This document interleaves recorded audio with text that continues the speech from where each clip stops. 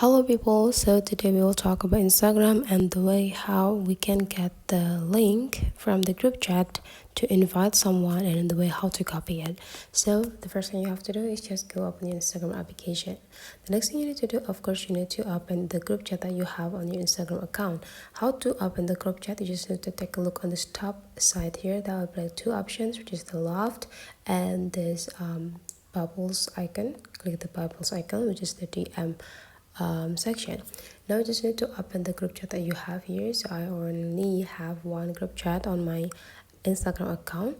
If you want to get the link for this Instagram group chat, you just need to click the top side here, and the next thing you need to do is just take a look on these options. There will be like an invitations link on the second line, so you just need to go click it. If you want to copy it, you just need to go click copy, and then you just need to paste into any social media that you want to use to send to your friends. Or you can also just simply click share, so you can get an expand option to send the files. So basically that is the way how to find the invitations link for your Instagram group chat. Hopefully you enjoyed this video. So see you on the next tutorial.